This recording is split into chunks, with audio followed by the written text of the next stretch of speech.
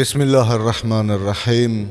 Elhamdülillahi Rabbil alemin. Vessalatu vesselamu ala seyyidina habibi kulubina şefi'i zunubina Ebil Qasim Muhammed. Allahümme salli ala Muhammed ve ali Muhammed ve ala alihi tayyibine tahirin el ma'sumin el mukerremin. Rabbi şirah li sadri ve yessir li emri ve hlul uqdeten min lisani yefqahu kavli. قال الله تعالى هو الأول والآخر والظاهر والباطن وهو بكل شيء عليم آمن بالله وصدق الله العلي العظيم. Keçenki mevzuda Allah Teala'nın evvel, ahir, zahir ve batin adları barədə danışdıq. Hədid suresi 3. ayədə buyurulur: Huvel evvel vel ahiru vel zahiru vel batinu. Allah evveldir, ahirdir, zahirdir, batindir ve huve bi kulli şeyin alim ve her bir şeyi bilendir. Bazı hadislerimizde var ki Allah Teala Hadid suresindeki bu ayeleri ve İhlas suresini ahir zaman ehli için tevhid ilminde derinliklere varanlar için nazil etmiştir diye bazı hadislerimizde de bu manada geçibdir. Ve geçen defa dedik ki Allah-u Teala'nın zat-ı müqəddəsi zuhurunun şiddetinden dolayı gizli kalmıştı. Yani Allah'ın zatı o kadar zuhur edip aşkar edip ki bu aşkarlığın şiddetinden dolayı bizim için gizli kalmıştı. Kur'an-ı Kerim'de Nur suresinde Allah buyurur: Allah'ın nuru semavati vel ard. Allah göylerin ve yerin nurudur. Allah göylerin ve yerin nurudur. Sonra o nuru başlayır məsəl olarak izah etmeye. Nurun bir xüsusiyyəti nədir? Nurun xüsusiyyətlərindən biri budur ki, zahirun bi nəfsihi muzhirun li gayri. Nur öz-özlüyündə aşkardır və başqasını da aşkar edəndir. Ən əsas xüsusiyyəti budur nurun. Öz-özlüyündə aşkardır. Nəsə nuru aşkar eləmir. Özlüyündə aşkardır. Eyni zamanda başqalarının da ətrafında hər şeyi işıqlandırarak ne edir? Aşkar eləyir. Allah-u Teala'nın varlığı zatındandır. Allah'ın varlığı hansısa bir səbəbdən deyil ve hansısa bir varlıq tərəfindən deyil. Allah'ın varlığı zatındandır. Allah'tan qeyri ne varsa her şeyin varlığı Allah'tandır. Allah'tan savayı ne varsa məxluqdur, Allah'ın yarattığıdır. Ama Allah'ın müqəddəs zatı, Allah'ın varlığı özündəndir, öz zatındandır, kənardan deyil. Belə bir İslam felsefesinde deyim var, deyir, her bir şey Allah'la tanınır. Her bir şey Allah'ın sayesinde tanınır. İmam Zeynalabdin Aleyhisselam'ın Ramazan ayında səhərlər, yani sübhə yaxın vaxtlarda, gecenin sübhə yaxın olan vaxtı səhər adlanır. Ona görə de biz bəzən ərəblər suhur deyir, biz o baştan deyirik, bizim dilimizde o baştandır. Bəziləri imsak deyir, bəziləri sahur deyir. Sahur həmin o səhər, gecenin sübhə yaxın olan hissəsi. Ramazanda həmin vaxtların xüsusi dualar var. Xüsusilə də İmam Zeynalabdin Aleyhisselam'dan nəql olmuş dualar, Əbu Həmzə Sumalinin duası. İmam həmin duaların birində deyir, Bikə araftukə, ilahi səninlə səni tanıdım, yəni sənin vasitənlə səni tanıdım. Və əntə dələltəni ileykə, və sən özün mənə dəlil oldun. Özün üçün özün dəlil oldun. وَلَوْلَا أَنْتَ لَمْ أَدْرِ مَا أَنْتَ. Əgər sən olmasaydın mən bilməzdim səni. İmam Hüseyin Aleyhisselam Ərəfə duasında bunu hamımız bilir, ama bir daha təkrarlayıram çünkü bugünkü mövzumuzda bu çok vacib bir məsələdir. Bu İmam Hüseyin Aleyhisselamın da bu duası ki öz varlığında sənə möhtac olan biri ilə necə sənə dəlil gətirmək olar? Səndən qeyrisi səndən daha aşkar ola bilərmi ki o səni aşkara çıxartsın? Sən nə vaxt qeybdə oldun ki sənin varlığına dəlalət edən bir dəlilə ehtiyacın ola? Nə vaxt uzaqlaşdın ki izlər sənə aparıb çıxartsın? Kördur o gözlər ki səni üzərində nəzarətçi görmür. Demir ha, kör olsun o gözler ki seni nəzarətçi görmür. Yani deyir o gözler kördür ki seni öz üzerinde nəzarətçi görmür. Və yaxud da Əmir əl-Möminin Aleyhisselamın sabah duası var. hər sübh namazından sonra oxunması müstəhəbdir. Əmir əl-Mömin əleyhissalam buyurur: "Ya men dalla ala zatihi bi zatihi və tenezzəha an mücanasati məxluqati." Ey öz zatı ilə öz zatına dəlalət edən, ey bütün məxluqlarına bənzəməkdən münezzəh olan, uca olan, ki heç bir məxluqana yaratdığına bənzəməz. Burada əleyhissalam bu sözünə diqqət edək, deyir: "Ya men dalla ala zatihi bi zatihi." Ey öz zatı ilə öz zatına dəlalət edən. Şübhəsiz ki, Allah Taala'nın həqiqətini, zat-ı ilahiyənin həqiqətini biz dərk edə bilmərik. Ona görə də bəzi hədislərimizdə də belə bir ifadə keçir: "Ya men la ya'lemu ma huve illahu." Ey o kəs ki, onu ondan başqa heç kəs tanımır. Yəni Allahı Allahdan başqa heç kəs Allahın zatını bilməz. Allahın zatını yalnız Allah özü bilir, öz zatını özü bilir. Allahdan qeyrisi Allahın zatını bilməz. Ağıl bu mərifətə çata bilməz ki, Allah Taala'nın zatını dərk eləyə bilsin, anlaya bilsin, həqiqətini başa düşə bilsin. İmam Səccad əleyhissalam buyurur ki: "Və lem tec'al li məxluqin tariqan ila ma'rifatika illa al-'acza an ma'rifatik." İlahi, səni tanımaq üçün yaratdıqlarına, məxluquna yalnız bir yol qoymusan. O da səni tanımaqda aciz olduqlarını dərk etmələridir. Məxluq dərk edir ki, Allahın həqiqətini dərk etməkdə biz acizik. Biz Allahın həqiqətini anlaya bilmərik, həqiqətini dərk edə bilmərik. Əmir əl-Mömin əleyhissalam ona görə buyurur, deyir ki, İlahi, biz sənin əzəmətinin həqiqətini bilmərik, anlaya bilmərik. Yalnız biz bunu bilir ki, sən həysən, qayyumsan, dirisən və hər şeyi əhatə etmisən. Bütün varlıqlar səninlə öz vücudunu tapıb və öz vücudunu davam etdirir. La ta'xuduka sinatun və la nawm. Səni nə mürgü tutar, nə yuxu. Yəni də səndə acizlik yoxdur. Lem yentehi ileykə nazar və lem yudrikə basar. Heç bir göz sənə baxa bilməz, heç bir bəsər səni dərk edə bilməz, heç bir göz səni dərk edə bilməz. Allah tanıma məsələsində nəyə diqqət eləməli? Bir var tevhid, Allahın varlığının isbatı. Bir var ma'rifatullah, Allahı tanımaq. Bunlar fərqli-fərqli məsələlərdir. Ma'rifatullah, Allah tanıma bir neçə mərhələdə baş verə bilər. Bir budur ki, məsələn, insan bəsit və zahiri şəkildə Allahı tanıyır. Yəni, məsələn, birindən soruşsan, Allah'a inanırsan, deyir, hə, inanırım. Allahı necə tanıyırsan, deyir, Allah böyükdür, qadirdir, hər şeyə gücü çatar Allah'ın. İstədiyini eləyən. Bundan o tərəfə yəni bilgisi yoxdur da Allah barəsində bunun. Mərifət bu qədərdir. Bəsitdir və zahiridir. Və təsəvvürlər vasitəsiyləndir. İkinci mərhələ təhqiqlə, tədqiqlə Allahı tanımadır. Zahiri tanımadır, amma dərinliyə varmaqlandır, tədqiqat aparmaqlandır, düşünməkləndir, təfəkkür etməkləndir. Bu da təsəvvür mərhələsindən o tərəfə keçməyibdir. Ona görə zahiri tanımadır. İnsan məsələn Allahın yaratdıqlarına baxır, Allahın yaratdıqlarındakı bu nizamı, bu dəqiqliyi, bu incəliyi görür, anlayır ki, bu təsadüf nəticəsində mümkün deyil baş versin. Çünki təsadüf belə bir nizam meydana çıxara bilməz. Milyard dəfələrlə də təcrübə aparılsa yenə o nəticəni verməyəcək. Bu cür dəqiqlik, nizam, intizam elm istəyir, qüdrət istəyir. Elm və qüdrət olmayan bu nizamı, bu dəqiqliyi, bu incəliyi ortaya qoya bilməz. Ki, hər şey bir-birini tamamlayır. Hər hissə öz yerindədir, öz funksiyası, öz vəzifəsi var və digər hissələrlə bağlılığı var. Varlıq aləmi zəncirvarı bir-biri ilə bağlı bir nizamın içərisindədir. Bunu dərk edən adam deyir ki, bunlar boş-boşuna yarana bilməz. Bunu yaradan var. Özü o qüdrətlidir və elmlidir. Hər şeyə qadirdir. Bu da zahiri tanımadır, amma elm əhlinin tanımasıdır. Ki, burada mənaya varmaq var heç olmasa. Digər bir tanıma budur ki, insan həqiqətin özünü tanıya. Bir var, həqiqətin sifətlərini tanıyırsan, xüsusiyyətlərindən sən də bir zehnində təsəvvürlər formalaşır, onu tanıyırsan. Bir var, həqiqətin özünü tanıyasan. Yəni, biri var, məsələn, sənə məsələn deyək ki, Zeyd adında bir dostumuz var, onun xüsusiyyətlərini danışıram. Deyirəm ki, mənim məsələn bir Zeyd adlı dostum var, imanlıdır, təqvalıdır. Gecə namazlarını heç vaxt tərk eləməz. Onu qeybət etdiyin görməmişəm, yalan danışdığın görməmişəm. Dedikcə səndə artıq bunun barəsində, bu insan barəsində nədir?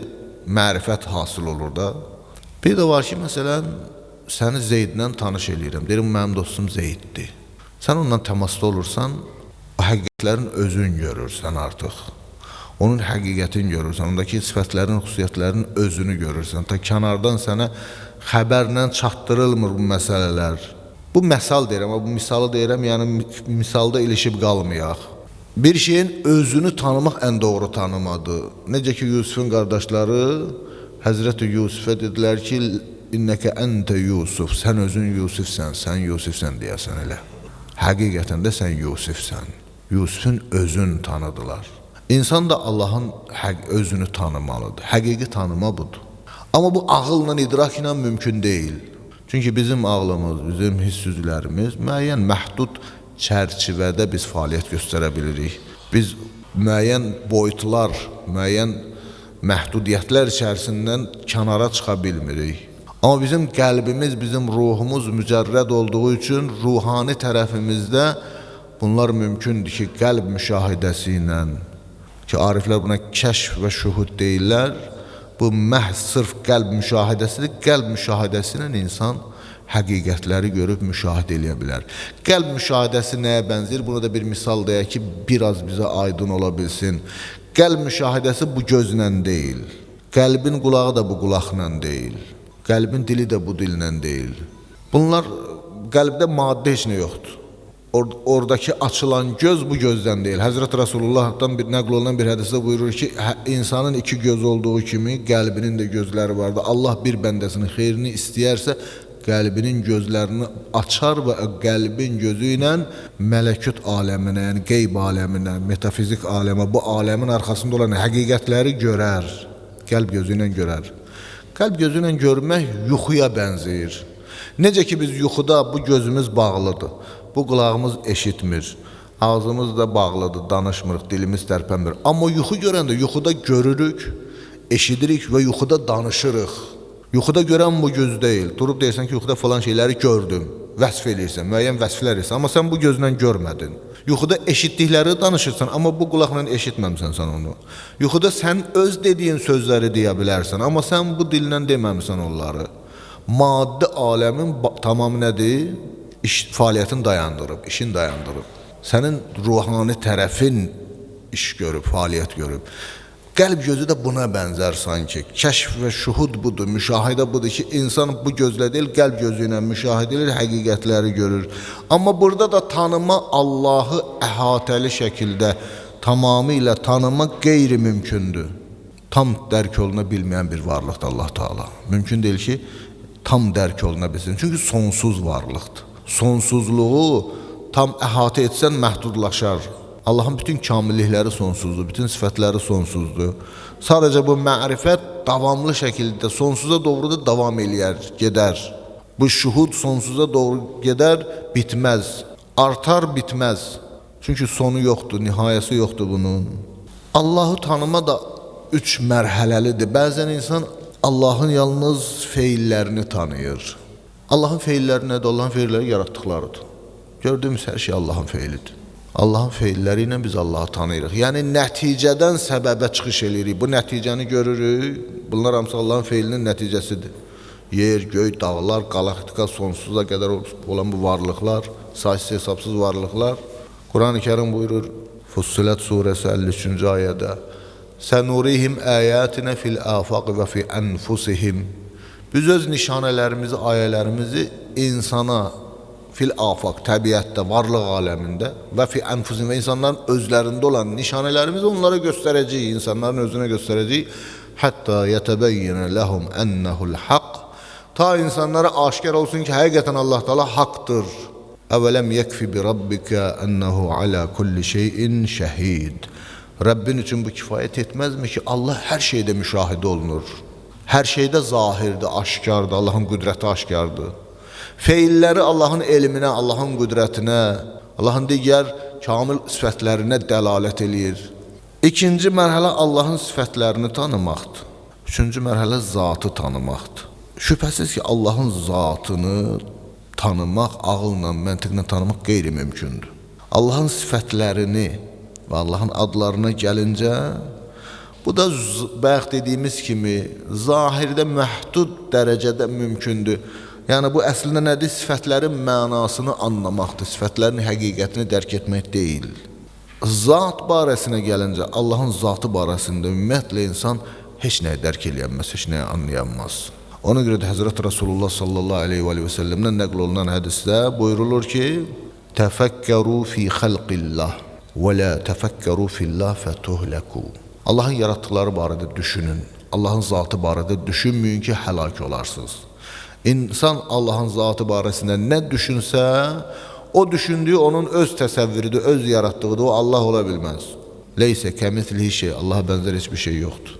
İmam Baqir əleyhissalamdan da nəql olunan hədisdə nə deyir? Deyir ki, ən dəqiq mənaları ilə Allah barəsində təsəvvür etdiyiniz sizə aiddir. Sizin kimi məxluqdur. Onu sən zehnin yaradıb. O Allah ola bilməz. Demək, ağıl və zehin mərhələsində, təsəvvürlər mərhələsində biz yalnız Allahın feillərini tanıyıb, Allahın sifətlərinin mənasını anlaya bilirik. Və Allahın zatı barəsində ümumiyyətlə ağıl heç bir şey deyə bilməz. Yalnız şühudi dəlillərlə, qəlb yolu ilə, qəlb müşahidəsi ilə insan Allahı tanıya bilər. Düzdür, hətta qəlb müşahidəsi ilə bayaq dediyimiz kimi əhatə tamamilə tanımaq qeyri-mümkündür. Amma bu tanıma o biri tanımadan o ilə fərqlənir ki, bir var bal barəsində səndə təsəvvür ola, biri balı başlaya sənə vəsf eləyə şirinliyindən, formasından bir təsəvvür yarana səndə. Bir də var balı dadasan, dadanla eşidən eyni ola bilməz. Eşidəndə bir təsəvvür forması, dadan insan onun həqiqətini anlaya bilir, dərk eləyə bilir. İmam Cəfər Sadiq əleyhissalamdan belə bir hədis nəql olunub. İmam Cəfər Sadiq əleyhissalam buyurur, Keyfə yuvahhidu mən zəmə ənəhu ərəfəhu bi qeyri. Allahı Allahdan qeyrisi ilə tanıyan birisi necə Allahı vahid bilir, yəni necə tohid əhlindəndir ki, Allahı Allahla tanımayıb, Allahın qeyrisi ilə tanıyıb. İnnəm ərəfəllaha mən ərəfəhu billah deyir, Allahı o kəs tanıyıb ki, Allahı elə Allahın özü ilə tanıya. Hər kəs bu cür tanıması o Allahı tanımayıbdı, başqasını tanıyıbdı, qeyrisini tanıyıbdı. Yəni Allah tanımada Allahı Allahla tanımalısan, imam deyir. Əgər Allahı Allahdan qeyri dəlillərlə tanısan, əslində sən öyle dəlilləri tanımsan, Allahı tanımamısan. Sonra belə bir söz buyurur, deyir, Lə yudriku məxluqun şeyən illə billəh. Elə bir məxluq yoxdur ki, bir şey dərk eləyə, amma Allah olmadan. Yəni Allah olmadan heç bir məxluq heç nə dərk etməz. Hər hansı bir məxluq bir şey dərk edirsə, Allahın vasitəsilə dərk edir. Allahla dərk edir bunu. Və lə tudrək mərifətullah illa billah. Ardınca buyurur ki, Allahın mərifəti də yalnız Allahla dərk oluna bilər. Allahın sayəsində dərk oluna bilər. Allah Teala'nın zatı kamildir. Və bu kamillik tələb edir ki, o başqasından daha aşkar olsun. Başqasından daha çox tanınsın. Başqası onu tanımasın, o tanıttırmasın. Başqasının onu tanıttırmasından da Allah ehtiyacsızdır. Allah ehtiyacsız da zəngindir, ehtiyacsızdır. Hətta başqasının onu tanıttırmasından da. Ona görə Qur'an-ı Kərimdə Allahın varlığını ispat edilməsi barədə ayələr yoxdur. Allah demir, gəlin sizə ispat edeyim veya Peyğəmbər demir, gəlin sizə Allahı ispat edeyim. Quran Allah Teala'nın varlığını şübhəsiz bir həqiqət olaraq təqdim edir bizə. Əfilləhi şəkkun fatris səmavat vəl ard. Göyləri və yeri yaradan Allah'a şək şübhə mi var? Naqis bir varlıq kamili tanıttırmamalıdır. Kamil naqisin onu tanıttırmasından ehtiyatsız olmalıdır. Allah Teala zatı ilə zəngindir. Allah'tan qeyrisi zatı ilə naqisdir. Allah'tan qeyrisi Allah'ı tanıttıra bilməz. Bütün varlıqlar var olması üçün Allah'a möhtacdır.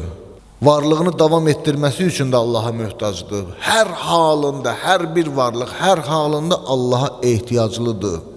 Ona görə də Allah'ı tanımaq üçün bütün varlıqların ona ehtiyaclı olması yetərlidir. Allah'ın zənginliyi onun varlığına dəlalət edər. Bir nəfər gəldi Həzrəti Rasulullah'dan soruşdu ki, Ya Rasulallah, biməzə arafta Rabbək, Rabbi nə ilə tanıdın? Rasulullah buyurdu, Billahi araftul əşya. Hər şeyi Allah'la tanıdım. İmam Hüseyin əleyhissalamın Ərəfə duasındakı bax sözləri bunu demək istəyir. İmam buyurur ki, فَأَنْتَ الَّذِي تَعَرَّفْتَ إِلَيَّ فِي كُلِّ شَيْءٍ İlahi sən hər şeydə özü mənə tanıtdırdın. فَرَأَيْتُكَ ظَاهِرًا فِي كُلِّ شَيْءٍ Səni hər şeydə aşkar gördüm. فَأَنْتَ الظَّاهِرُ لِكُلِّ شَيْءٍ Hər şeyi aşkara çıxaran sənsən. Bu səbəbdən nəticəyə gəlməkdir. Biz adətən nəticədən çıxış edib səbəbi tapmaq istəyirik. Nəticə ilə rastlaşırıq, nəticə bizim üçün var, səbəb bizim üçün şübhəlidir, qaranlıqdır, səbəbi axtarıb çıxartmaq istəyir. Amma bu nəticədən öncə səbəbin varlığı mövcuddur. Mümkün deyil səbəb olmadan nəticə çıxsın ortaya. Bu mərifət səbəbdən nəticəyə doğru olan mərifətdir. Yəni Allahın özünü tanımaqla başlayır bu mərifət. Və həqiqi mərifət, həqiqi tanıma da budur ki, dualarımızda da bu deyilir. Deyir Allahumma arifni nəfsəkə fə innəki ləm tuarrifni nəfsək ləm a'rif rasulək. İlahi özünü mənə tanıtdır, özünü mənə tanıtdırmasan Peyğəmbəri tanımaram. Ardınca deyir İlahi Peyğəmbəri mənə tanıtdır, Peyğəmbəri mənə tanıtdırmasan höccəti tanımaram. İlahi höccəti mənə tanıtdır, höccətini mənə tanıtdırmasam daləltu an dini dinimdən azaram. Bu duada görürsünüz mərifətin mərhələsini Allahdan başlayır. Sonra Peyğəmbərə, sonra imama. Allahı tanımayan Peyğəmbəri doğru dürüst tanımayacaq. Bir adam ki Allah barəsində mərifəti doğru deyil, o elə Peyğəmbəri də doğru tanımayacaq. Peyğəmbəri doğru tanımayan Peyğəmbərdən sonra gələn imamı da doğru tanımayacaq. Elə biləcək ki, elə əlinə qılınca alıb hakimiyyətə gələn imamdır. Deyəcək ulul əmrudur, ona itaət vacibdir. Zalim olsa da, fasıq olsa da, dinsiz olsa da itaət eləyin. Xavaric kimi və müasir xavaricilər kimi. Gör, nə qədər zəlalətin içinə batıblar. Niyə? Çünki imamı tanımırlar. Niyə imamı tanımırlar? Çünki Peyğəmbəri doğru tanımayıblar. Onlar bilir ki, Peyğəmbər adi insandır. Öz əmoğlusunu imam təyin etmək istəyirdi. Bir-iki nəfər də çıxdı, bunun qarşısını aldı. Peyğəmbəri doğru tanımayıblar. Niyə? Çünki Allahı doğru tanımayıblar. Elə bilər ki, Peyğəmbər sıradan bir insandır da. Peyğəmbər ancaq vəhiy alıb bizə çatdırıb. Anlamayıblar ki, Peyğəmbər Allah-u Teala'nın Əsmaül Hüsnasının, Allahın ən kamil adlarının, sifətlərinin ən kamil təcəllisidir. Zuhur, Allahın zahir olması, bu mərifət insanın nə verir? Bu mərifət bəndiyə nə verir ki, bəndə anlasa ki, Allah hər şeydən aşkardır. Allah hər şeydə müşahidə olunur. Bir bəndə ki, Allahın varlığını anlaya, Allahın hər şeydə zuhur etməsini anlaya, daimən təfəkkürü bu barədə olacaqdır. Daimən bu nurani həqiqəti qəlbinə təlqin eləyəcək. Çünki bu mərifətdən çox faydalar əldə olunur ki, ruhi faydalar, əməli faydalar, mənəvi faydalar. Onlardan biri də nədir? İnsanın Allahın huzurunda öz ədəbini qoruması, Allahın huzurunda ədəbli olmaq. Ən böyük səmərəsi budur. Allahın huzurunda peyğəmbərlər kimi, Allah övliyaları kimi, əzəmətli şəxsiyyətlər kimi ədəbə riayət etmək, haramlardan uzaq olmaq, vacibləri yerinə yetirmək, hətta məkruhatı tərk etmək, müstəhəbbatla məşğul olmaq. Ağıl tələb edir ki, böyüklərin qarşısında, böyüklərin huzurunda, məhzərində insan ədəb qaydalarına riayət eləsin. İnsan bəzən görsün, dostunun yanında da müəyyən ədəb qaydalarına riayət eləyir. Qəbih işlərdən çəkinir. Niyə? Ya ondan həya eləyir, nə olsun dostudur, həya eləyir, onun yanında hər iş etmir. Yaxud da onun gözündən düşmə qorxusuna görə ki, mən bu hərəkət eləyərəm, dostumun gözündən düşərəm. Bu qorxudan dolayı görsən, qəbahətli işləri, pis işlərdən çəkinir. Hətta bəzən tanımadığımız bir insan ki, bəlkə ömrümüzdə heç bir daha ondan rastlaşmayacağıq, onun qarşısında belə qəbahətli işdən çəkinirik. Belə olan halda insan necə cürət eləyir ki, bütün bu nemətlər ona bəxş edən, lütfikar, rəhman və rəhim Allahın qarşısında günah eləsin, Allahın huzurunda ədəbə riayət etməsin. Allahı ona baxan, onu izləyən ən aşağı varlıq hesab eləsin. Bu necə ola bilər? Bu cürəti insan necə tapa bilər? Məgər biz bu ayəni oxumamışıq ki, Quran-ı Kərimdə Allah Teala buyurur, Ələm ya'ləm bi ənəlləhə yara. Məgər insan bilmir ki, Allah onu görür. Bir dənə bu ayəni insan ilə düşünsə, insan günahdan çəkinər. Vallahi. Həqiqətin dərk edə bizə ki, məgər insan bilmir ki, Allah onu görür. Ya'ləm bi ənəlləhə yara. Peyğəmbər və ali Peyğəmbərə salavat zikr edək. Allah salli alə Muhammed və ali Muhammed. Ələm ya'ləm bi ənəllaha yara. Məgər insan deyir, bilmir Allah onu görür. Çox təəccüblüdür ki, bəzi insanlara rast gəlirsən ki, görürsən, hətta uşaqların yanında günahdan çəkinir, pis işdən çəkinir, qəbahətli işdən çəkinir, qəbih işi tərk edir. Amma Allahın huzurunda, Yaradanın huzurunda, hər şeydən xəbərdar olan, hər şeydə aşikar olan varlığın yanında, huzurunda utanmır, həya etmir, qəbih işlərdən çəkinmir. İmam Sadiq əleyhissalamdan bir rəvayət nəql olunur. Quran-ı Kərimdə Qaf surəsi 17-18-ci ayədə Allah buyurur: "Mə yelfəzu min qawlin illə ladeyhi raqibun atid." İnsanın tələffüz etdiyi, dediyi elə bir söz yoxdur ki, o sözü izləyib saxlayan olmasın. Yəni dediyimiz hər söz qalır, itmir. Etdiyimiz hər hərəkət kopyası qalır. Qiyamət günü Allah göstərəcək onları bizə.